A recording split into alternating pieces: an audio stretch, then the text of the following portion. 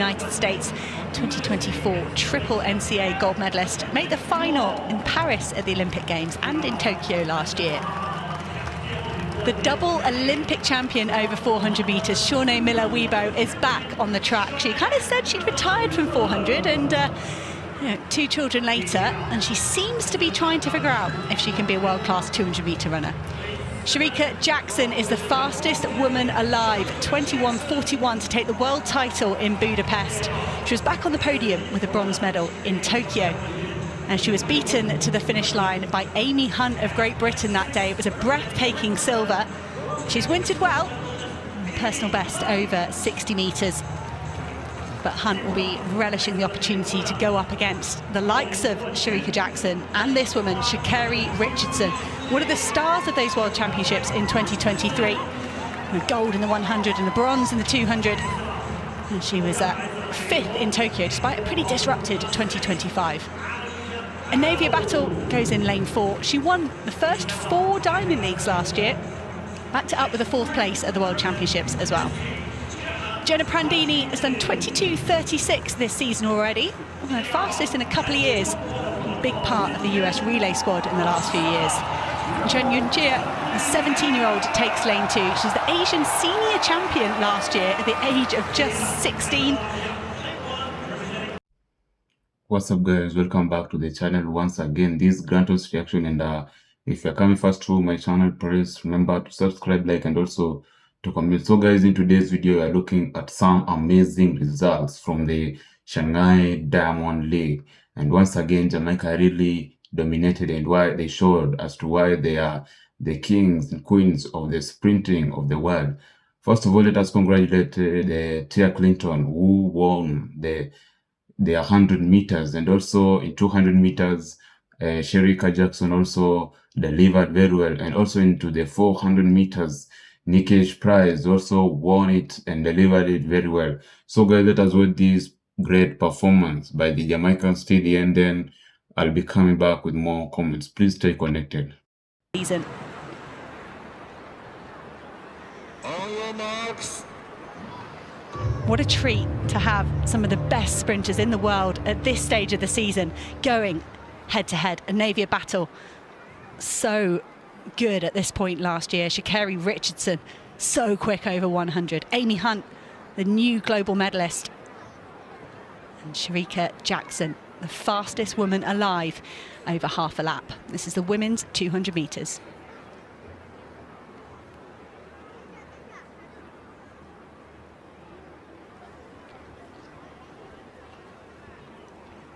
Set.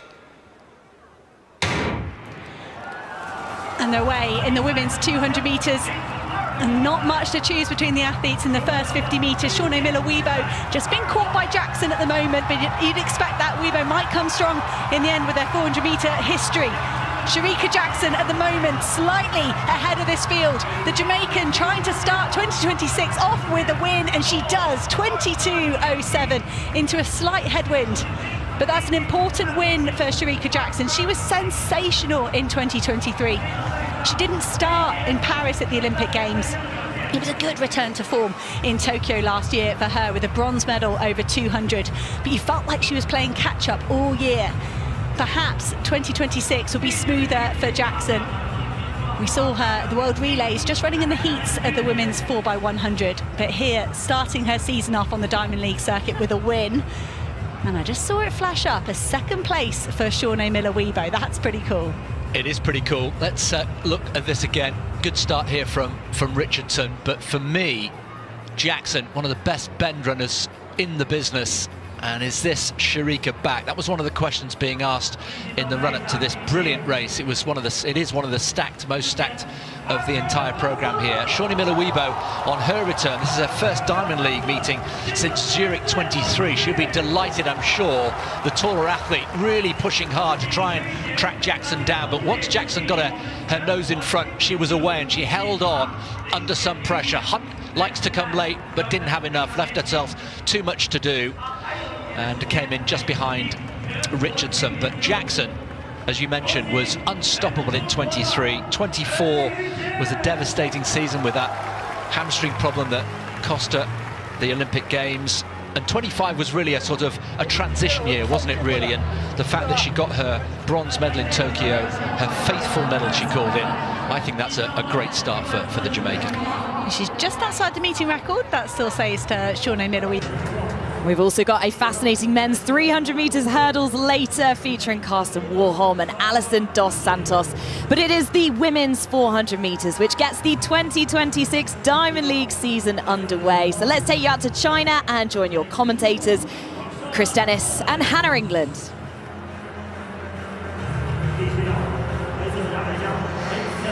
Nikisha Price still holds the Jamaican national record at 48.57. She set that winning the London Diamond League back in 2024, another World Champs finalist last year.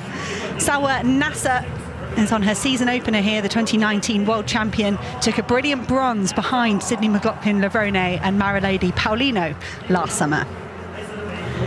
Aaliyah Butler of United States takes lane 5. She's the Olympic and World Champion in the 4x400.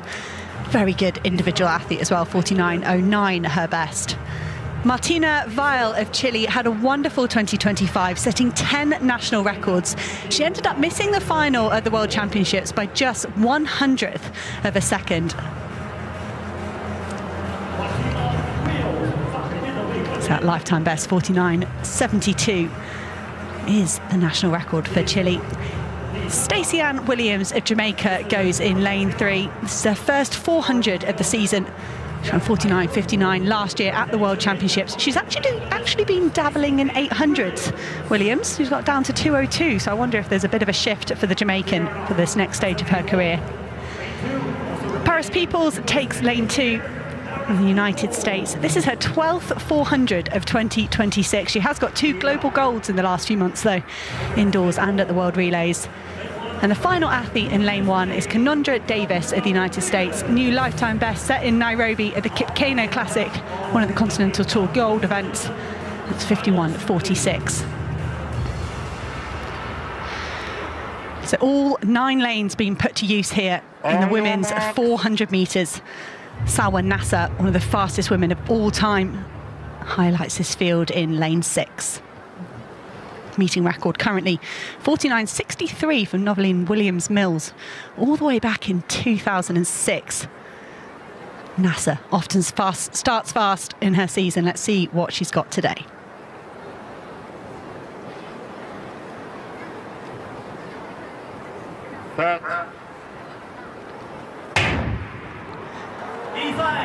Great to see the crowds coming here to watch some of the best athletes in the world in the Shanghai Diamond League.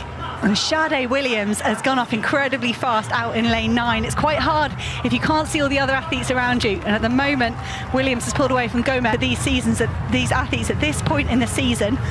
And Nikisha Price so often goes tearing off and is then vulnerable in the last 100 metres. But here in 2026, I think the American has flipped her tactics and they've paid off here. Well, what a race that was, and what a finish from Nikisha Price, who was just eating into Butler's lead metre by metre in the closing stages, and it was a photo finish. It didn't take long for the photo to come out with an official result. Price has been given it 49.75. The big surprise and disappointment really is Salwa Eid Nasser. We're just, as you mentioned in commentary, so used to seeing her start the season really with a flyer, and she was nowhere, well down the field. Butler, and that was the difference in the end. Picked off on the line. It was so well judged from Nikisha Price, and I mentioned that she's supremely talented. Sub-49 athlete, made that final in Tokyo, but to have a different way of running that as well, from what I normally see from Nikisha Price, was interesting and was impressive. People forget about the tactics in 400. You have to pace yourself absolutely perfectly. And Aaliyah Butler, it was brave and she held on pretty well, but Nikisha Price just with a superior finishing last 50 metres there to take the win by a tiny margin in the end, by just 300ths. A good third for. It is time for the women's 100 metres, the final track event of the evening. And there's one good reason why they've left it to last, because in lane 5 is one of the great Polish heroines, Eva Svoboda, former European indoor champion. Posters everywhere, massive posters of her everywhere across the city of Katowice. She's right in the middle of the 9 athletes as well. They set it up for her. Jenna Prandini, well, she's a great 200-meter runner, has a best of 10.9, the American. Hasn't had a vintage season by her standards. 7th in the London Diamond League before the games, hasn't raced since then. Natasha Morrison of Jamaica, 11-1 this year, but she's a 10.85 athlete. Bas Bitaye of Gambia, she goes in lane 3, semi-finalist in the Olympic Games at 200 meters. Then Tamari Davis, 2nd in Lausanne and 2nd in Monaco just before the game. She's a very consistent racer as the 21-year-old American. Best of 10.8. Yeah, and there is Svoboda. How they love her. Silver medalist at the World Indoors in Glasgow back in March behind Julian Alfred. And that wasn't a bad person to lose to, seeing as Alfred went on to become Olympic champion. Marie-Josée Talou-Smith of the Côte d'Ivoire. I'm sure she races more than anybody on the whole circuit. A prolific racer. 4th in Lausanne, 11.07. Still in good form, the 35-year-old. Daryl Neta of Great Britain. 4th in the Olympic 100, 5th in the 200. So frustrated with those, although she got a silver from the sprint relay. Tia Clayton, 7th in the Olympic Games. The Jamaican silver medalist. Only a youngster, just 20 years old. And Patricia van der Weken of Luxembourg completes the lineup. She's a late addition, I think, because when I travelled here a couple of days ago, I was chatting to a certain Dina Asher-Smith at the airport as we were waiting for our bags. Dina announced yesterday she was pulling out of this meeting. I'm not sure if she's felt a niggle or if she's just not feeling 100%, but Dina flew here to Poland, but is not competing tonight. So the meeting record, well, it's a rather impressive one. I'm not sure we'll see an extra one added in this race. 10.66 by Shelly-Ann Fraser-Price of Jamaica a couple of years ago. But 3 Olympic finalists go here. And all eyes on Svoboda in lane 5. There she is, real powerhouse. She's a tremendously quick starter. Look for her to probably lead at halfway and then maybe to get run down. Can she stay ahead, though, to send everyone home on a high? With Mondo, of course, 2 more attempts at that world record in the vault to come.